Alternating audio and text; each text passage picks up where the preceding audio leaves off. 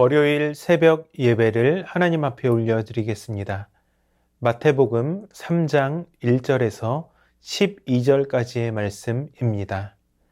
그때에 세례 요한이 이르러 유대 광야에서 전파하여 말하되 회개하라 천국이 가까이 왔느니라 하였으니 그는 선지자 이사야를 통하여 말씀하신 자라. 일렀으되 광야에 외치는 자의 소리가 있어 이르되 너희는 주의 길을 준비하라. 그가 오실 길을 곧게 하라 하였느니라. 이 요한은 낙타 털 옷을 입고 허리에 가죽띠를 띠고 음식은 메뚜기와 석청이었더라. 이때에 예루살렘과 온 유대와 요단강 사방에서 다 그에게 나아와 자기들의 죄를 자복하고 요단강에서 그에게 세례를 받더니 요한이 많은 바리새인들과 사두개인들이 세례 베푸는 대로 오는 것을 보고 이르되 독사의 자식들아 누가 너희를 가르쳐 임박한 진노를 피하라 하더냐. 그러므로 회개에 합당한 열매를 맺고 속으로 아브라함이 우리 조상이라고 생각하지 말라. 내가 너희에게 이르노니 하나님이 능히 이 돌들로도 아브라함의 자손이 되게 하시리라. 이미 도끼가 나무 뿌리에 놓였으니 좋은 열매를 맺지 아니하는 나무마다 찍혀 불에 던져지리라. 나는 너희로 회개하게 하기 위하여 물로 세례를 베풀거니와 내 뒤에 오시는 이는 나보다 능력이 많으시니 나는 그의 신을 들기도 감당하지 못하겠노라. 그는 성령과 불로 너희에게 세례를 베푸실 것이요 손에 키를 들고 자기의 타작마당을 정하게 하사 알곡은 모아 곳간에 들이고 쭉정이는 꺼지지 않는 불에 태우시리라. 아멘. 마태복음 2장에 나타난 예수님의 탄생 기사에 이어 갑자기 시 공간이 전환되고 있습니다. 3장 1절은 그때에 라고 하는 말로 시작하고 있습니다. 그때라고 하는 말은 구약에서 특별한 시간의 도래를 나타낼 때 주로 사용되는 표현입니다. 여기에서는 예수님의 사역이 본격적으로 시작되는 때를 말한다고 할 수 있습니다. 구원자 예수님이 본격적으로 하나님의 뜻을 성취하기 위한 공생애를 시작하는 것입니다. 그리고 그 시점은 세례 요한의 등장으로 시작됩니다. 세례 요한은 주의 길을 준비하는 자로서 이사야 40장 3절의 예언을 성취하는 인물로 나타납니다. 3절을 보시면 그는 선지자 이사야를 통하여 말씀하신 자라. 일렀으되 광야에 외치는 자의 소리가 있어 이르되 너희는 주의 길을 준비하라. 그가 오실 길을 곧게 하라 하였느니라. 이렇게 말씀을 하고 있습니다. 유대인들을 대상으로 쓴 마태에게 있어서 구약의 예언 성취는 매우 중요한 강조점이라고 할 수 있습니다. 세례 요한은 이사야의 예언을 성취하는 자이며 그의 외적인 모습은 마치 엘리야 선지자를 닮아 있었습니다. 낙타 털 옷을 입고 허리에 가죽띠를 띠고 메뚜기와 야생꿀을 먹는 요한의 삶은 철저히 구별된 자로서 나타나고 있습니다. 그러한 요한은 유대 광야에서 이렇게 외칩니다. 회개하라 천국이 가까이 왔느니라. 그가 이 말을 했을 때 예루살렘과 온 유대와 요단강 사방에서 다 그에게 나와 왔습니다. 요한이 선포하는 회개의 메시지는 광야에서 유대교의 심장인 예루살렘까지 울려 퍼졌습니다. 당시 새 소식은 중심지에서 외곽 지역으로 퍼져나가는 것이 일반적이었는데 요한의 선포는 그 반대였습니다. 황량한 유대 광야, 즉 아무도 관심을 가지지 않는 외곽에서 중심부 예루살렘으로 울려 퍼졌다는 것입니다. 그 메시지에 대한 사람들의 태도는 매우 충격적이었습니다. 자기들의 죄를 자복하고 요단강에서 그에게 세례를 받은 것입니다. 요한의 메시지는 직설적이었고 사람들의 반응도 그랬습니다. 그렇게 나아온 자들 중에서는 많은 바리새인들과 사두개인들도 있었습니다. 그들에 대한 세례 요한의 반응은 매우 거칠고 냉소적이었습니다. 독사의 자식들아, 누가 너희를 가르쳐 임박한 진노를 피하라 하더냐라고 7절이 말씀하고 있습니다. 이어지는 말씀은 짧지만 바리새인들과 사두개인들의 본질을 꿰뚫는 날카로운 것이었습니다. 그러므로 회개에 합당한 열매를 맺고, 종교 지도자들의 신앙은 화석화된 종교적인 형식에만 머물러 있었습니다. 그들은 습관처럼 지키는 율법과 정결 예식을 통해서 이미 깨끗하게 되었다고 믿었습니다. 그리고 그 확신은 장차 임할 진노에서 자신들이 확실히 제외될 것이라고 하는 강한 신념으로 이어졌습니다. 그러한 확신과 신념의 가장 중요한 근거는 자신들이 아브라함의 자손이라는 특권 의식 때문이었습니다. 그들은 혈통이 운명을 결정한다고 믿었습니다. 이러한 잘못된 선민 의식에 대해서 세례 요한은 속으로 아브라함이 우리 조상이라고 생각하지 말라. 내가 너희에게 이르노니 하나님이 능히 이 돌들로도 아브라함이 되게 하시리라 라고 말합니다. 혈통이 아니라 이제는 믿음이 요구된다는 것입니다. 그 믿음은 회개하고 세례를 받아서 오실 메시아 예수 그리스도를 영접하는 것입니다. 구원자 예수 그리스도를 통하여 임박한 천국은 구원과 심판도 함께 가져옵니다. 이러한 진노의 심판을 면할 수 있는 유일한 길은 회개하는 것입니다. 회개하고 메시아 예수님을 믿으면 구원이 임하고 그것을 거절하면 심판을 받게 되는 것이죠. 이 회개는 단회적인 행위나 태도를 의미하는 것이 아닙니다.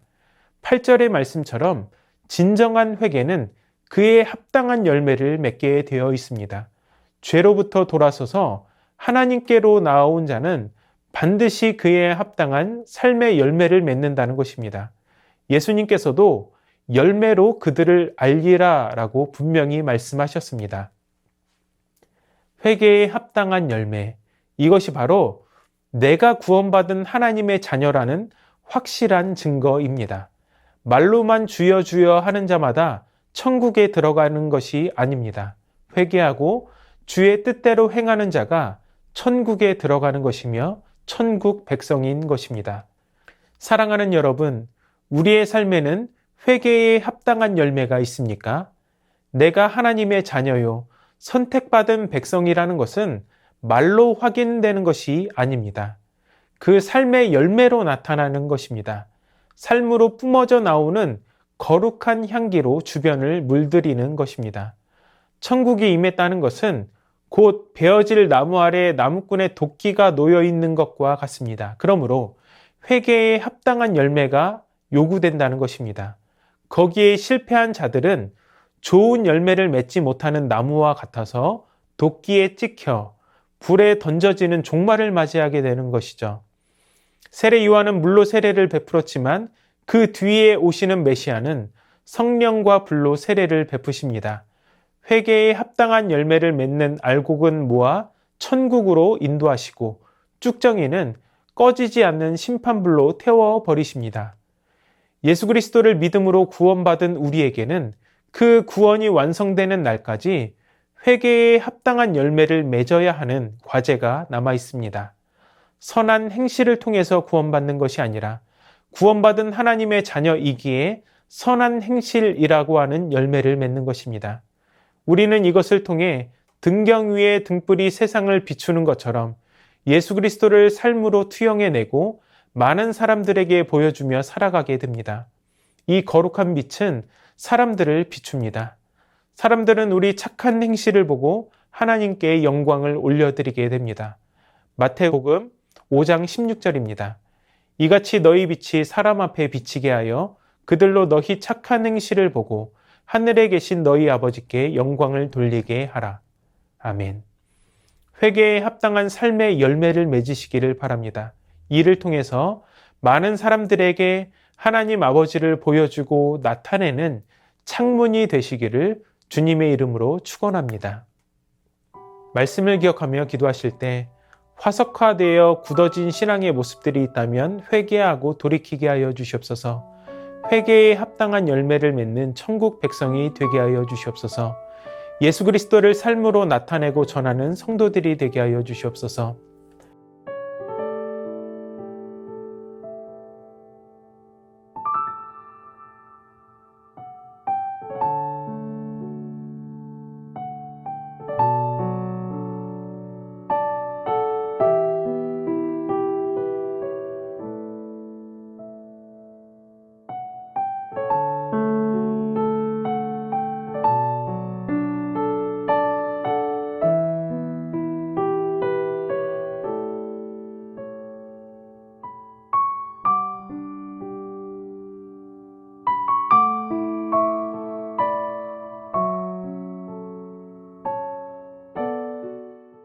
나라와 열방을 위해서 기도합니다. 경제적인 침체로 어려움을 겪고 있는 소상공인과 자영업자들을 도울 수 있는 정부의 적절한 대책과 방안이 마련되게 하여 주시옵소서. 분단으로 인한 한반도의 긴장 상태가 해소될 수 있도록 하루빨리 평화 통일이 이루어지게 하여 주시옵소서. 최근 이슬람 국가는 아프가니스탄에서 탈레반 성직자 살해 등 테러를 확대하고 있습니다. 아프간 정부가 이들의 공격에 제재를 가하고 종교적 갈등으로 인한 내전으로 확대되지 않게 하여 주시옵소서.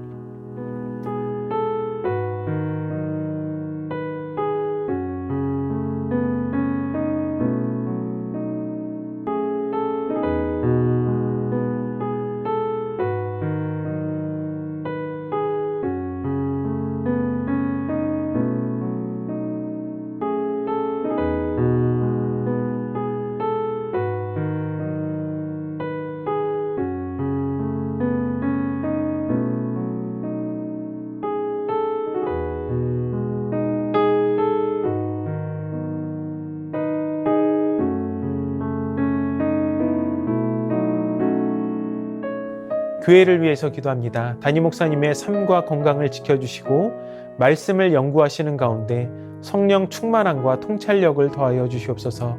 다음 세대 겨울 사역을 준비하는 손길을 축복하여 주시고 많은 학생들이 참석할 수 있는 은혜의 잔치가 되게 하여 주시옵소서. 설 연휴 가운데 오고 가는 모든 성도들을 강건하게 지켜주시고 은혜와 축복의 말들이 오고 갈 수 있는 감사의 명절이 되게 하여 주시옵소서.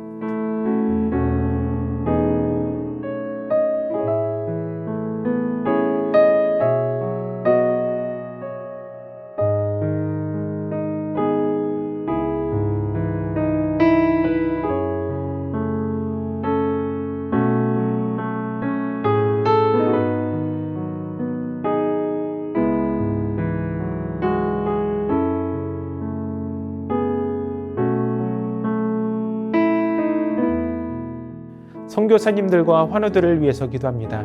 오늘은 캄보디아 조학현 정승원 선교사님을 위해 기도합니다. 새 지역 끄돌 드림센터 땅유 성탄 행사를 통해 복음을 처음 들은 참석자들로 인해 감사하며 땅유 마을에서 예배가 시작될 수 있게 하여 주시옵소서. 보파와 소니 고등학교 졸업시험에 합격하게 하심을 감사하며 대학 진학과 취업의 길을 주님의 뜻에 맡기는 믿음을 주시옵소서. 캄보디아 장로교 신학교 시엠립 분교 개원에 감사하고 12월 학기부터 두 과목을 맡은 우리 조선교사님에게 지혜와 건강을 주시옵소서. 끄돌 교인 쩐다가 1월에 태국으로 일하러 떠나는데 안전을 지켜주시고 떠남이 계속되는 끄돌 예배 모임을 새롭게 일으켜 주시도록 1월부터 시작되는 새 학기에 개강하는 새로운 한국어반의 학생들을 보내주실 수 있도록 박현정 성도님, 이기범 집사님, 강동엽 어린이, 김승근 권사님, 권호순 권사님, 이민환 권사님, 신혜란 권사님, 추명우 성도님, 추승민 형제님, 이춘실 집사님, 김인혜 집사님, 최혁희 성도님, 이길태 집사님, 김찬준 집사님, 김영자 권사님, 정승근 권사님, 김봉남 권사님, 김광순 권사님, 박문천 집사님, 노성빈 형제, 최혜랑 집사님 아버님, 이 시간 선교사님들과 환우들을 위해서 기도하시고 개인의 기도로 하나님 앞에 나아가도록 하겠습니다.